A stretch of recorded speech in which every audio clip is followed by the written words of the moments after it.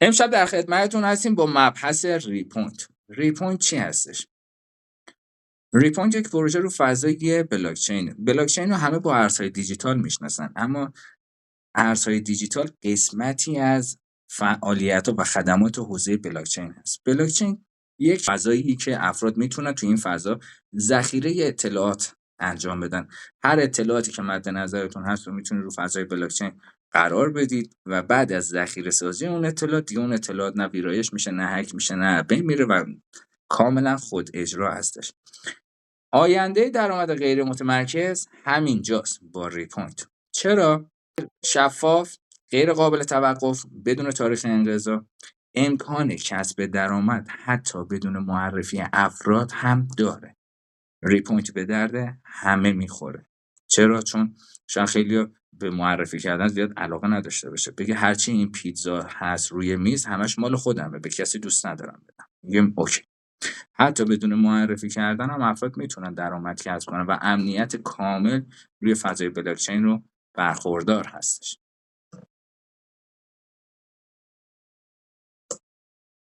توی جلسه ریپوینت، توی جلسه امشب ما در رابطه با اسمارت کانترکت میایم صحبت میکنیم. قراردادهای هوشمند. که قراردادهای هوشمند چی هستن؟ قرارداد هوشمند چه امنیتی میتونن بدن و چرا ما میتونیم به قراردادهای هوشمند اعتماد کنیم؟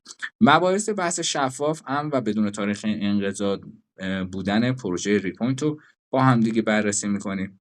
موضوع ربات‌های معامله‌گری داریم که یه مبحث خیلی مهمه، حائز اهمیته که ربات‌های معامله‌گر ریپوینت چه شرایطی دارن، ارزم به حضور چه قواعدی دارن، چه امنیتی دارن، چجوری میشه بهشون اعتماد کرد و چه مزایایی دارن. در رابطه با اینو با هم دیگه صحبت می‌کنیم که غیر متمرکز بودن، خودکار و سودده بودن این ربات‌ها هستش. موضوع بعدی در رابطه با پلن بیسیک که میتونه یک شروع یک تجربه بی‌نظیر باشه. یک تجربه بی‌نظیر هیجان انگیز میتونه باشه و انشالله توی پلن پلاس باز کردن استرهای بیشتر و درآمدهای بالاتر. افرادی که علاقه به درآمد بیشتر دارن، پول بیشتر رو خیلی زیاد دوست دارن، علاقه دارن، میتونن توی جلسه پلن پلاس هم حضور داشته باشن. پلن بیسیک و پلن پلاس انشالله چهارشنبه در خدمتتون هستم.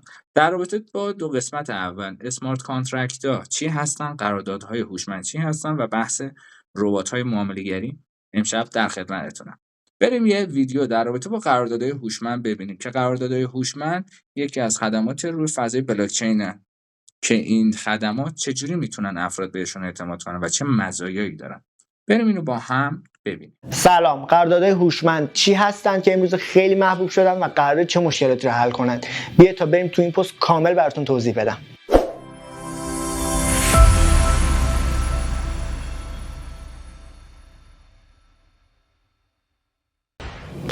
اصطلاح قراردادهای هوشمند اولین بار توسط نیک سابو در سال 1997 قبلتر از ایجاد بیت کوین مطرح شد. نیک سابو دانشمند کامپیوتر و محقق حقوق و رمزنگاریه. ایشون قصد داشتن از بلاکچین برای ذخیره قراردادها استفاده کنند. امروزه قراردادهای هوشمند و قراردادهای عادی تفاوت آنچنانی ندارن. تنها تفاوتشون توی اینه که قراردادهای هوشمند کاملا دیجیتال و هوشمند هستند. در واقع اسمارت کانترکت ها یک برنامه کامپیوتری هستند که در بلاکچین ذخیره میشن. اگر مفهوم بلاکچین رو به خوبی متوجه نشدید، توی پست قبلی کاملا براتون توضیح دادیم تا آشنا بشید.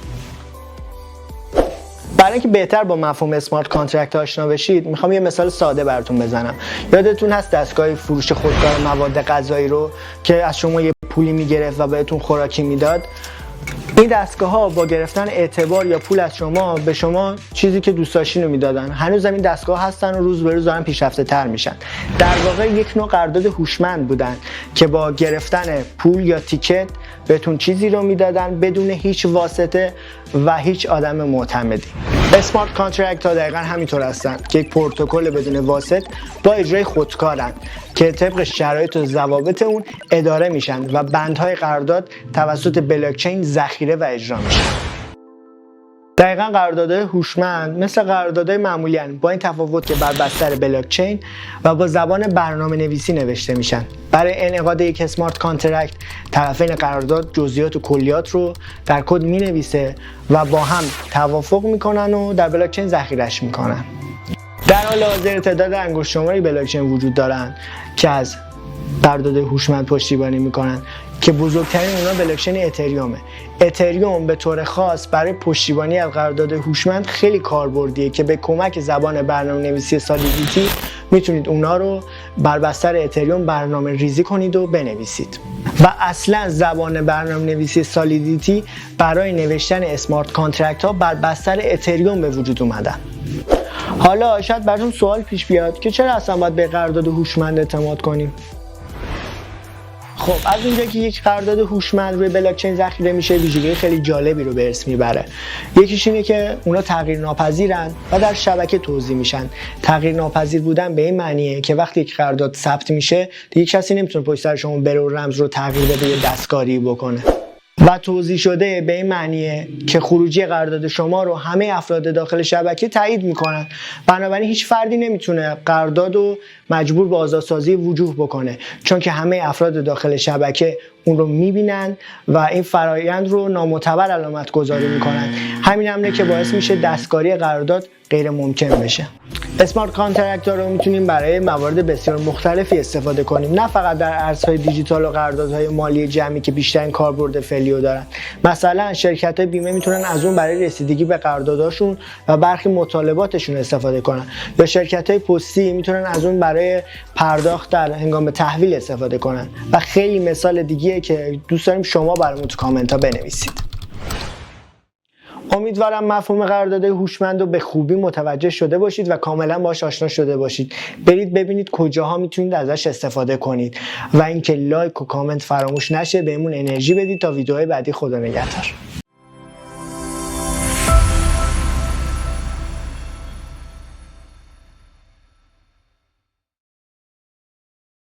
ربات‌های ریپوینت چرا انتخاب هوشمندانه‌ای هستن؟ ما توی دنیای ترید چه دنیاییه؟ توی دنیای ترید کردن و بحث معامله گری کردن توی بازارهای مالی انواع و اقسامش هست. نگاه کن مثلا بازار مالی فارکس رو داریم، ارزهای دیجیتال رو داریم، بورس ایران رو داریم. توی همه اینها یک سری نوسانات هست. روی نوسانات افرادی که مهارت نوسانگیری دارن یا معامله گری دارن میدونن کجا چه ارزی رو بخرن بفروشن، بهشون میگن تریدر. اما همه تریدرها سودآور نیستن. همه تریدرها نمیتونیم بیایم بگیم آقا 100% وین ریت دارن یا 100% معاملاتشون تو سود میره. همه تریدرها بعد از اینکه دورهای آموزشی رو میگذرونن، بعد از اینکه عرضم به حضور چالش‌های بازار رو میرن باش دست و پنجه نرم میکنن، شاید اون موقع منطق بازار دستشون بیاد و بر اساس زمانی که میذارن، ریسکی که میکنن، میتونن از بازار ارزهای دیجیتال یا بحث بازارهای ترید، بازارهای معامله گری، بازارهای مالی، میتونن برای خودشون یک درآمدی رو اخذ کنن. ربات‌های ریپوینت اومده که مشکل همه رو برطرف کنه. افرادی که قدرت ریسک ندارن بتونن از ربات‌ها استفاده کنن و این ربات جای اونا بره ترید کنه. افرادی که زمان ندارن، وقت ندارن تحلیل کنن، این ربات میتونه براشون تحلیل کنه و براشون ترید کنه. افرادی که آموزش پذیر نیستن و دوست ندارن آموزش ببینن یا هزینه‌های هنگفته ترید رو پرداخت کنن، میتونن بیان از ربات اوتو تریدر استفاده کنن و این ربات جای اونها بیاد بره ترید کنه. اولین مزیت این ربات بحث شفافیت کاملشه. گزارش معاملات و سودهای داخل ربات غیر متمرکز قابل مشاهده است. هر کاری که این ربات داره انجام میده، هر فعالیت، هر ترید و معامله‌ای که داره میکنه، در قالب یک ریپورت میتونه یا گزارش میتونه در اختیار شما بذاره. افراد از این ربات میتونن درآمد پایدار و خودکار داشته باشن بدون نیاز به ترید دستی. محدودیت ریسکش: تعداد معاملات ضررده محدود است. سودها ضرر احتمالی را جبران میکنن. هر تریدری، هر ربات معامله‌گری باید یک خط استاپ لاس یا یک خط حد ضرر باید داشته باشه. حتی حد ضرر نداشته باشه اون طرف تریدر نیست. زمانی که این ربات میاد بازار رو تحلیل میکنه، مثلا فرض بگیریم ارز بیت کوین میخواد بیاد روش یک معامله لانگ یا یک معامله شورت بگیره، معامله ریزشی و معامله صعودی بازار، میخواد بیاد وارد معامله بشه، تحلیل میکنه که حد ضررش باید کجا باشه. حد ضرر رو به نسبتی میذاره که زمانی که حد سودهای معاملات بعدی خورد بتونه ضررها رو هم پوشانی کنه، بتونه بپوشانه و در نهایت بتونه یه پرفورمنس مثبت به افراد بده، یک دستاورد مثبت، یک نتیجه مثبت و سودآور به افراد بده. دسترسی جهانی داره. بدون محدودیت مرزی یا قانونی روی بلاکچین این ربات داره فعالیت میکنه. اگر افراد بخوان برن تو حوزه فارکس بخوان برن ترید کنن، باید برن عضو یک بروکر بشن، سرمایه‌شون رو باید در اختیار یک کارگزار یا بروکر بذارن و بعد بتونن ترید کنن. اگر افراد بخوان برن توی صرافی ها مثل بایننس، مثل کوینکس، مثل کوکوین و بقیه صرافی ها بخوان برن ترید کنن، باید سرمایه‌شون در اختیار صرافی بذارن و بعد توسط اون صرافی میتونن برن ارزم به حضورت معامله گری و تریدشون رو انجام بدن. یه چنین شرایطی برای بروکرها، برای کارگزارها مثلا میاد میگه آقا من رگوله اروپا رو دارم، فقط اون بروکر توی اروپا کار میکنه، خدمات ارائه میده. یک سری محدودیت ها معمولا هم بروکرها دارن هم صرافی ها دارن. مثلا صرافی بایننس تو خود امریکا قابلیت استفاده نداره، باید افراد برن از بایننس یو اس استفاده کنن یا کراکن استفاده کنن یا صرافی کوینکس، کوین بیس استفاده کنن. اوکی، هر کدوم از اینا یه سری محدودیت ها داره. اما ربات اوتو تریدر ریپون چون فضای بلاک چین هست، افراد فقط کافی به اینترنت وصل بشن، یه گوشی موبایل هوشمندم داشته باشن، یه اسمارت فون هم داشته باشن، میتونن بدون هیچ محدودیت مرزی یا قانونی روی بلاک چین از خدمات ربات استفاده کنن. امنیت سرمایه آیتم پنجم، هیچ امکانی برای بلوکه شدن یا دستکاری توسط سیستم و سازنده ربات وجود ندارد. توی بروکرهای فارکس یک بروکر میتونه بیاد حسابتو بند کنه، میتونه بیاد حسابتو نده، میتونه دیر پرداخت کنه، میتونه خیلی کارا رو انجام بده. توی صرافی‌های ارزهای دیجیتال چطور؟ صرافی‌های متمرکز منظورمه.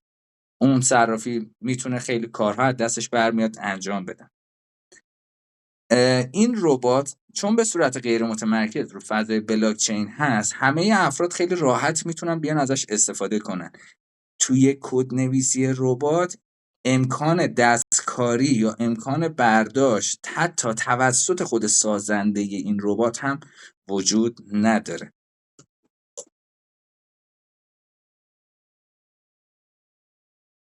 خب این اطلاعات کلی ربات بود که خدمتتون دادم. اطلاعات جزئی ترش که این ربات خب با سرمایه من چه کارایی انجام میده و حاشیه سودش چقدره. من آیا میتونم از این ربات مثلا ماهانه چقدر سود دریافت کنم؟ چجوری میتونم سرمایه گذاری کنم؟ تمام این موارد رو انشالله تو این اسلاید در خدمتتون هستم.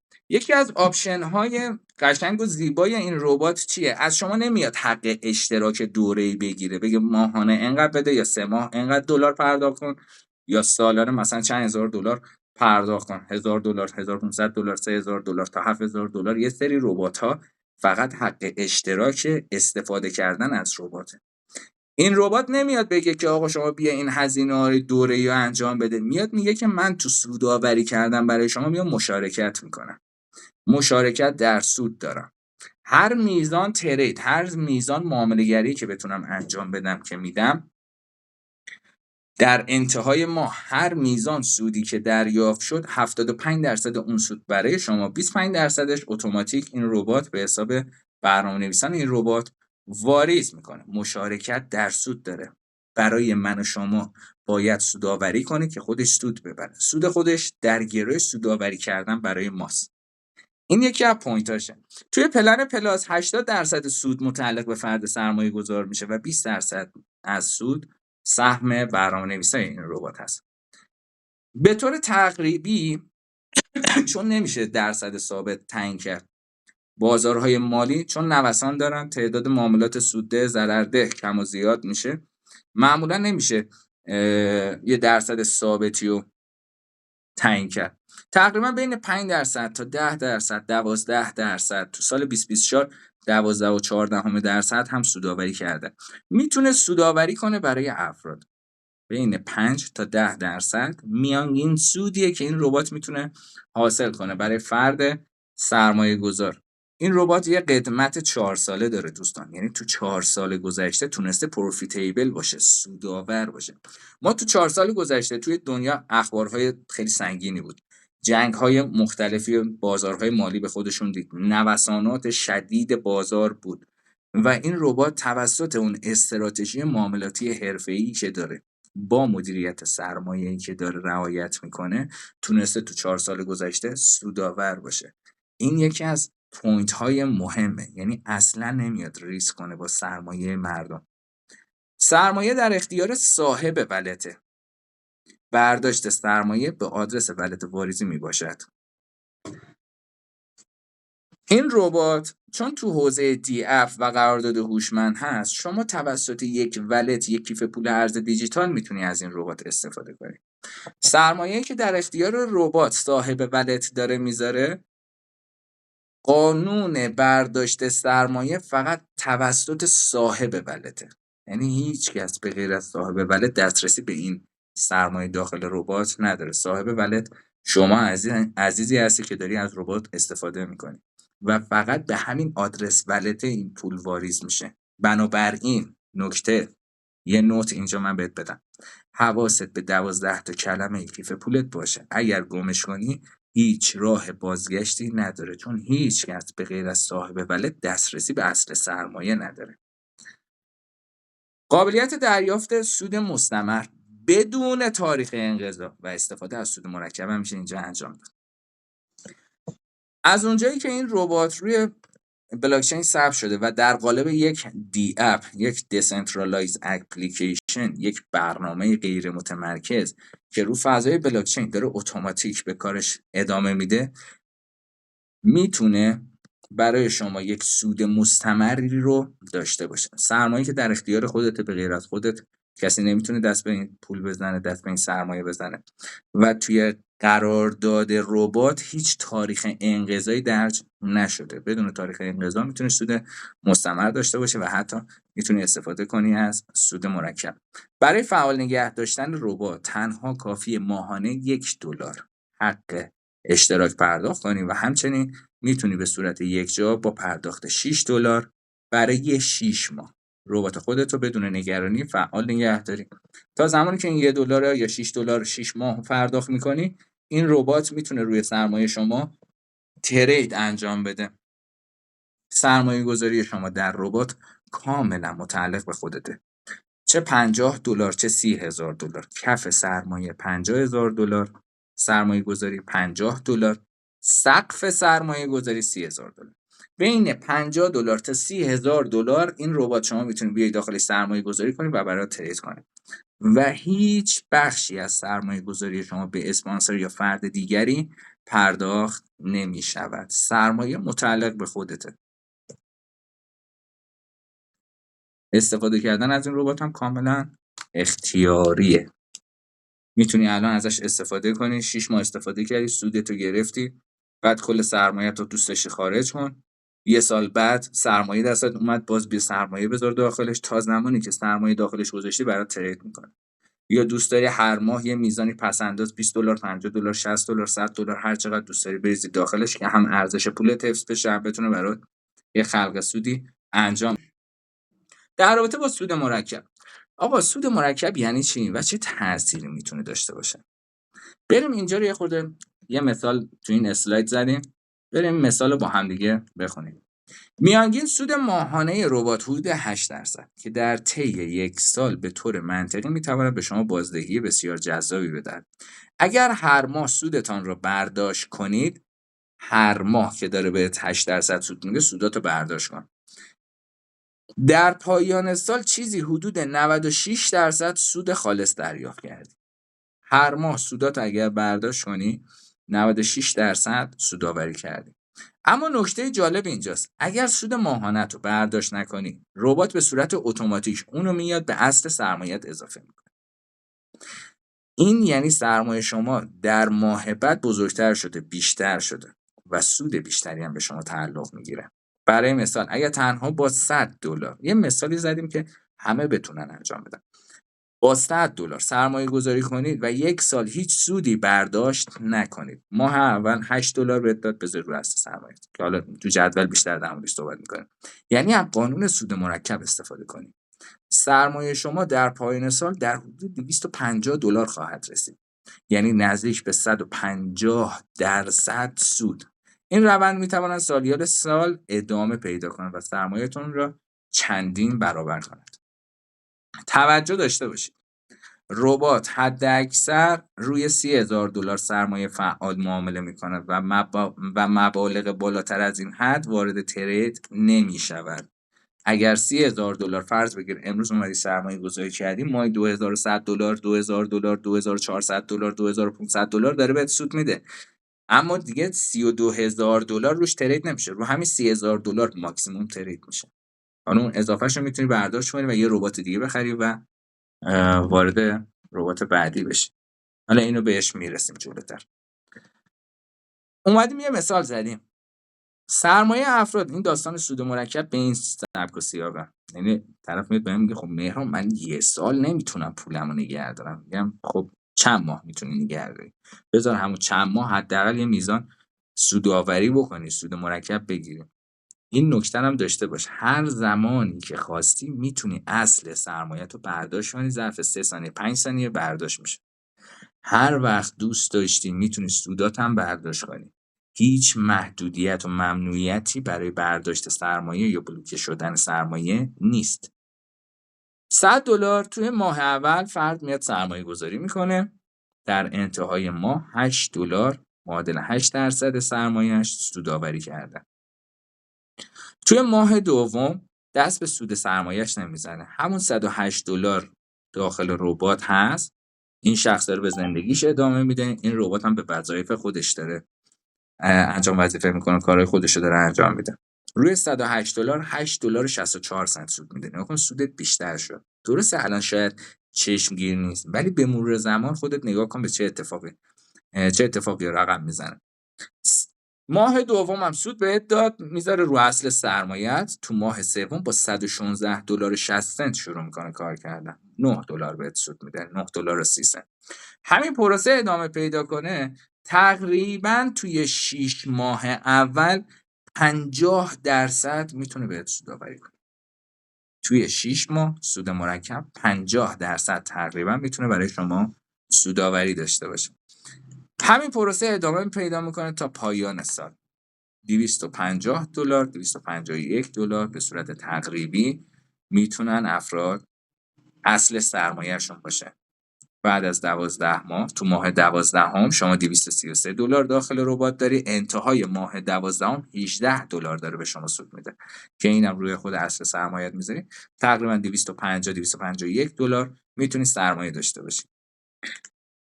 این قاعده سود مرکب هستش که افراد میتونن از این سود مرکب برای خودشون خیلی راحت استفاده کنن. حالا اگر چشم انداز طولانی مدت بخوایم داشته باشیم چطور؟ مثلا الان خب شاید هر کسی نتونه یه خونه، یه بستر درآمدزایی یا یک منبع بازنشستگی برای خودش بیاد بررسی کنه و بسازه. این ربات حتی این مزیت رو داره که میتونه هم یک بستری باشه که افراد بتونن یه ماشین جدید بخرن یا ماشینشون رو آپدیت کنن، یا حتی یه سری‌ها رو صاحب خونه‌ای بکنه. سرمایه افراد با قدرت سود مرکب تو بازه زمانی چه اتفاقی میتونه رقم بزنه رو تو این اسلاید می‌خوایم با هم بررسی کنیم و حتی میتونه یک منبع بازنشستگی برای افراد باشه. خب یه مثال $500. توی این مثال توی سال اول ابتدای سال یعنی این ماه فرق نمیکنه، 12 ماه ازش بگذری، پریود. در ابتدای سال فرض بگیرید $500 اومدید سرمایه گذاری کردید که به پول الان تقریبا 55 میلیون تومان میشه. اومدید سرمایه گذاری کردید داخل این ربات. در انتهای سال سرمایه‌تون 2.5 برابر شده، یعنی تقریبا میشه گفت $1250 شما سود دریافت کردید. بین 2 تا 2.5 برابر میتونه برای شما سودآوری کنه. در انتهای سال $500 شما شده $1250. سال دوم شروع میشه. توی سال دوم $1250 ابتدای سال دارید. در انتهای سال 2.5 برابر شده، یعنی تقریبا شده $3125. $3125 6 برابر اصل سرمایه‌تون. یعنی سرمایه افراد درسته 2 سال هر سال 2.5 برابر داره میشه، اما تو سال دوم سرمایه شما تقریبا مثبت 6 برابر شده. سال سوم هم ادامه میدیم، ببینیم تو سال سوم چه اتفاقی میفته. $3125 در ابتدای سال سرمایه ما هستش داخل ربات. در انتهای سال $7800 سرمایه ما داخل ربات میشه، با استفاده از همون اثر مرکب و ماهانه تقریبا 8%. سال چهارم هم بذاریم، سال چهارم میذاریم $7800 انتهای سال، $19500 انتهای سال چهارم تحویل میگیری، تقریبا $20000. $500 شما ظرف 4 سال میتونه بشه $20000. $500 میتونه بشه $20000. یعنی چی؟ یعنی 40 برابر میتونه بشه. امروز من با یکی از دوستان داشتم صحبت میکردم، میگفت کدوم ارز رو برم هولد کنم. گفتم هر ارزی هم بری هولد کنی از ارزهای معتبر، از ارزهای مثلا با مارکت خیلی کم نه، با ولیو مارکت خیلی کم نه، ارزهای معتبر ظرف 4 سال گذشته هیچ کدوم 40 برابر نشده، اما از این ربات میتونی استفاده کنی، سرمایه‌ت ظرف 4 سال میتونه 40 برابر کنه. تقریبا $20000 بهت میده که این $20000 رو داخل خود ربات بذاری، ماهانه $1600 میتونی ازش سود بگیری. $1600 با پول الان نزدیک 160-70 میلیون تومان میشه. میتونه این منبع درآمد بازنشستگی برات باشه؟ بله. سال پنجم هم اگر بخوایم داخل این ربات بذاریم چه اتفاقی میفته؟ تقریبا $19500 اوایل سال پنجم شما سرمایه داخل ربات گذاشتیم. در انتهای سال تقریبا $48000 $49000 $50000 میتونید تحویل بدید. سرمایه 2.5 برابر شده نسبت به سال چهارم، اما $500 5 سال پیشت نسبت به الان 100 برابر شده. این نکتهش هر سال داره 2.5 برابر 2.5 برابر 2.5 برابر میشه. چجوری ظرف 5 سال سرمایه‌ات 100 برابر شده؟ این قدرت سود مرکبه، یک قانون ریاضیه، یک فرموله، به غیر از این که نیست. نکته در سال پنجم سرمایه شما $48750 میشه. مگه نگفتیم مهران اینجا بیشتر از $30000 ترید نمیکنه؟ بله. شما زمانی که به سقف ربات رسیدی و ارزم به حضورت $30000 پر شد داخل این ربات، یه ربات دیگه باید بخری. زمانی که یه ربات دیگه بخری میتونی مازاد سرمایه‌ت رو داخل ربات بعدی واریز کنی. بعضی از دوستان میگن مثلا $20000 الان میشه 2,200,000,000. مهران 4 سال دیگه 2,200,000,000 من باش نمیتونم ماشین بخرم، باز باید پراید بخرم. میگم نه دیگه، اشتباه داری میکنی. به نرخ دلار امروز 2,200,000,000 میشه $20,000. اما تو داخل این ربات 4 سال دیگه 20,000 داری. دلار چند؟ هر چند 500,000 تومان بشه، 600,000 تومان بشه. دوستان تورم توی ایران، توی ترکیه یا هر جای دنیای دیگه هم بخوای حساب کنی، اول دلاره داره افزایش پیدا میکنه، بعد قیمت اجناس نسبت بهش افزایش پیدا میکنه. همه چی بر پایه این دلار است. شما داخل این ربات داری سرمایه گذاری به دلار میکنی و ارزش پولت داره محفوظ میشه. همون چیزی که امروز میتونی با $20,000 بخری 4 سال دیگه هم میتونی باش بخری. سرمایه در این ربات به دلار میباشد، ارزش سرمایه شما محفوظ میباشد، مشکل تورم سالانه اینجوری برطرف میشه. خب رسیدیم به بخش جذاب، بهای ورود به دنیای ربات ها. خب من یه بار میخوام این ربات رو بخرم، من میخوام این ربات. آیا کسی هست که بگه این ربات رو نمیخوام؟ فرض بگیریم تمام سوالاتتون رو جواب دادیم عزیزان، تمام سوالاتتون جواب داده شده در رابطه با امنیت ربات، در رابطه با امنیت سرمایه گذاری شما. کسی هست که دوست نداشته باشه از این فرصت سرمایه گذاری داخل ربات استفاده کنه؟ بعید میدونم. اگر تمام سوالاتتون برطرف شده باشه بعید میدونم کسی نخواد از این ربات استفاده کنه. بهای ورود به دنیای ربات‌ها. برای دسترسی به ربات‌های هوشمند ریپونت شما تنها یک بار نیاز دارید مبلغ $100 پرداخت کنید و به ربات‌های پلن بیسیک دسترسی داشته باشید. مبلغ که افراد پرداخت میکنن که یک بار در کل زندگیشون وارد این قرارداد هوشمند بشن. روی فضای بلاکچین ثبت شده، اتوماتیک هست. در ابتدای جلسه در رابطه با قراردادهای هوشمند صحبت کردیم. افراد یک بار یک مبلغ یا پرداخت میکنن، وارد این قرارداد هوشمند میشن، میتونن از خدمات این قرارداد استفاده کنن که قرارداد ربات هم شاملش. میتونن افراد بیان از ربات هم استفاده کنن. تنها یک بار $100 افراد پرداخت میکنن و میتونن از این ربات استفاده کنن. اگر بخواید امکانات کاملتر و فرصت‌های بیشتری رو تجربه کنید، میتونید با پرداخت یک بار هزینه پلن پلاس علاوه بر ربات‌های بیسیک از ربات قدرتمند لپیس هم استفاده کنید. یادتونه بهتون گفتم این قرارداد تا $30,000 میتونه برای شما حفظ سرمایه کنیم. توی پلن بیسیک زمانی که افراد $100 پرداخت میکنن 3 ربات شامل حالشون میشه. ربات رابین، توپات و گارنت که هر کدوم از اینا یه سری شرایط داره. هر کدوم از اینا تا $10,000 افراد میتونن شارژ کنن و این ربات ها میتونن بیان براشون ترید کنن. زمانی که افراد امکانات بیشتری بخوان و فرصت در سرمایه گذاری بیشتری بخوان، مثلا $40,000 بخوان سرمایه گذاری کنن، میتونن یک بار مبلغ و هزینه پلن پلاس رو پرداخت کنن و فرصت سرمایه گذاری از 4 ربات رو داشته باشن. تقریبا $40,000 میتونن سرمایه گذاری کنن و یه فرصت استثنایی هم در اختیارشون داده میشه. این یک سرمایه گذاری تکرار شونده یا حق اشتراک سنگین نیست، بلکه یک بار پرداخت میکنید و برای همیشه به دنیای ربات‌های غیر متمرکز ریپونت دسترسی دارید. اینجوری نیستش بگیم آقا هر سال بیا پرداخت کنید. یه بار پرداخت میکنید، یک عمر لذتش رو میبرید. ربات‌هایی که برای شما کار میکنن سود میسازن و هیچ کس، حتی تیم توسعه و تیم برنامه‌نویس این ربات، به سرمایه شما دسترسی نداره. همه چیز روی بلاکچین شفاف، امن و غیر قابل تغییره. نکته مهم درباره اپ جدید ریپوینت: بعد از هر واریز تا 10 روز امکان برداشت اون مقدار دارایی واریز شده وجود نداره. اگر وسط ماه بخواید اپ رو فعال کنید، به جای $1 کامل فقط به ازای روزهای باقی مونده از ماه ازتون پول کسر میشه.